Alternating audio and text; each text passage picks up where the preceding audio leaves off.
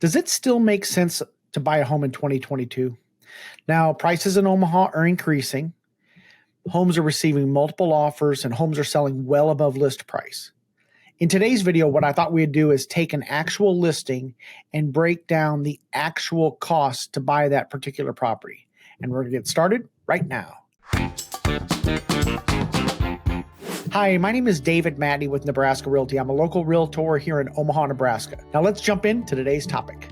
Now today we're going to look at a particular listing and we're just going to use some hypothetical numbers. Now the listing is 15313 Davidson Street, which is in Bennington. Now Bennington is located northwest of Omaha in Douglas County. This particular property had 3 bedrooms, 2 baths, and a 2-car garage, and it was built in 2005 and it was listed for $230,000. Now in today's example, we're going to use conventional financing with 10% down payment. Now because of the market that we're in, many homes are selling well above list price. Now for this example, we're just going to assume you made an offer for $250,000 and it was accepted. Now what would your actual payment be and what would you need to bring to closing? Okay, let's look at what you need to bring to closing. Now because it was a 10% down payment, you would need, with a purchase price of $250,000, you would need $25,000 for down payment.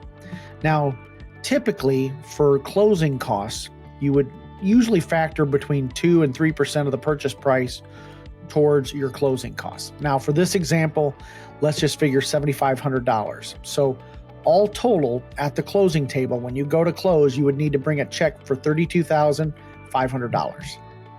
Okay, what would your actual payment look like? Now, your payment is going to consist of 4 things. It's going to consist of principal, interest, taxes, and insurance.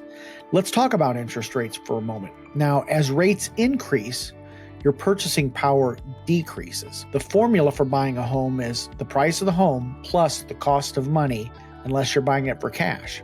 Now, currently, as of the date of the recording of this video, interest rates are right around 4.2%. So your principal and interest payment would be right around $1,100. Okay, the property taxes for this property would be $4,212. And for homeowners insurance, we're just going to kind of guesstimate it. You'd want to talk to a local insurance provider, but let's just say your homeowners insurance was $2,000 per year. Now your total principal, interest, taxes, and insurance would be $1,618. Now, because you came in with a lower down payment, you didn't come in with 20% down, you're also going to have to pay private mortgage insurance. Now, private mortgage insurance is going to run you somewhere in the neighborhood, in the ballpark of $100 to $200, somewhere in that range.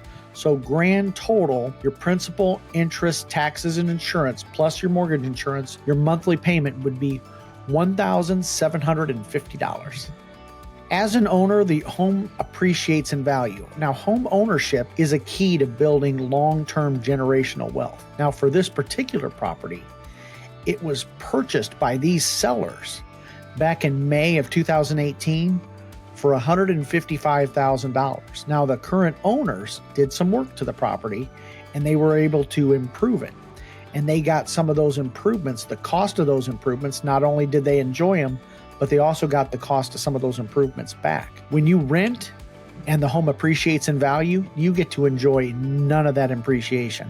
In fact, you also got to be careful in this market. If you're renting a home, if the landlord decides, hey, I want to take advantage of this market, your landlord will sell it right out from underneath you, especially if you're on a month-to-month rent.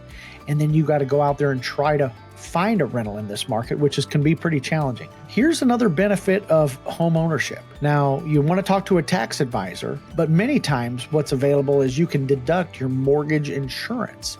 So part of your payment, and when you first buy a home, you're going to be paying a lot of interest. You can deduct that off your income tax on your tax return. So you want to talk to a tax advisor, but that's another benefit to homeownership. Now, each time you make a payment, you are paying a portion of the principal back. So after 30 years, you're going to own that property free and clear. Now, when you rent, if you rent for 30 years, you do not own that home. Here's another tip. Now, you can make just one extra principal payment per year, And you can take a 30-year loan down to a 24-year loan. So you can actually pay off your home much faster by just making that one extra principal payment. Now, to buy a home like this one, you're going to need about $32,500 for down payment and closing costs. And then your monthly principal, interest, taxes, and insurance, your monthly payment will be right around $1,750. This is just an example in the current market. And I understand that, in today's market with the low inventory, it can be a real challenge to buy a home, especially if you're a first-time home buyer. So if you are a first-time home buyer, you're going to have to bring your patience. But overall, it's going to be worth it in the long run. So be patient and you can make it happen. Now, if you enjoyed today's content, hey, be sure to subscribe to the channel and go ahead and smash that like button. And hey, if you want to learn more about the process, go ahead and check out this video next, and you make it a great day.